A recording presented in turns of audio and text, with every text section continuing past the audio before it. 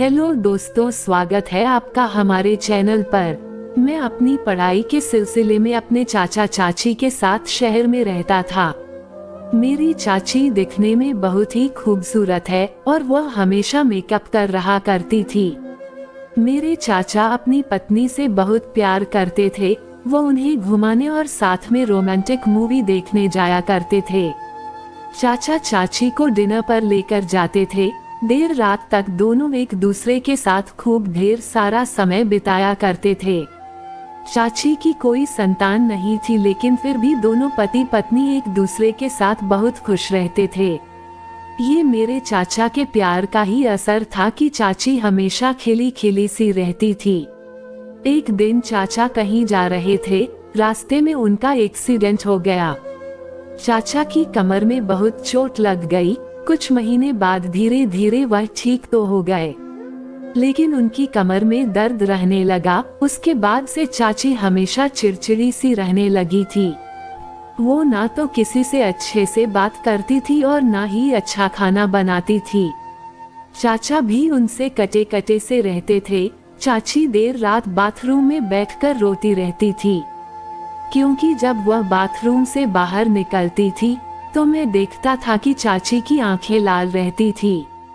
मुझे कुछ समझ में नहीं आता था कि आजकल चाची का व्यवहार इतना बदला हुआ सा क्यों है।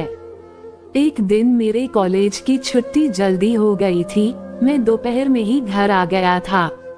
मैंने जैसे ही घर के अंदर कदम रखा तो मुझे अपने चाची के कमरे से जोर जोर से आवाजें आती हुई सुनाई दी। अजीब सी आवाज को सुनकर मैं चौंक गया। मैंने कमरे में जाकर देखा तो मेरे होश ही उड़ गए, क्योंकि बिस्तर पर चाची के साथ कोई पराया मर्द था। चाची की नजर मुझ पर पड़ गई। वह पराया मर्द वहां से उठकर भाग गया। मैं अपनी चाची की ओर नजर उठाकर भी नहीं देख पा रहा था।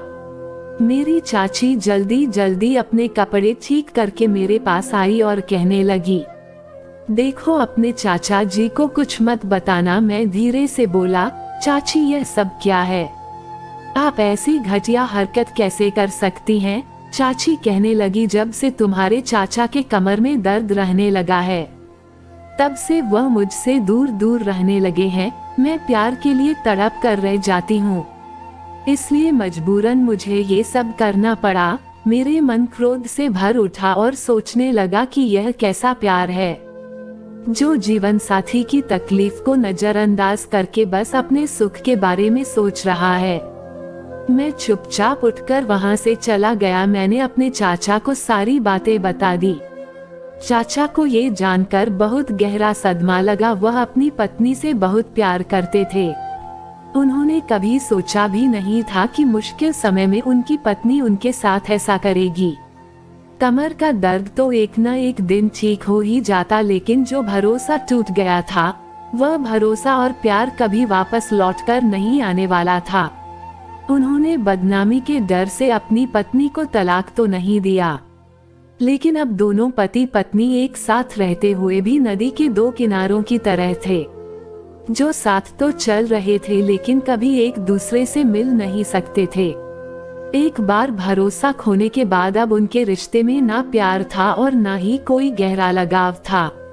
आखिरकार मेरी चाची इस रूखे व्यवहार से तंग आकर एक दिन घर छोड़कर ही भाग गई। मेरे चाचा ने भी शर्मिंदगी के कारण वह शहर छोड़ दिया और दूसरे शहर में जाकर अकेले ही रहने लगे। घर वालों के दबाव में उन्होंने कुछ सालों के बाद दूसरी शादी कर ली और अब वो हंसी खुशी अपनी गृहस्थी में जी रहे हैं। उधर मेरी चाची जो अपने प्रेमी के साथ घर छोड़कर भाग गई थी, वह आज एक कोठे की रौनक बन चुकी थी। एक प्यार करने वाले पति के प्यार को ठुकराकर जो केवल जिस्म के सुख के लिए गलत रास्ते पर चल पड़ी थी, आज वह न जाने कितने ही लोगों को सुख देने के काम में मजबूरन लगी हुई थी।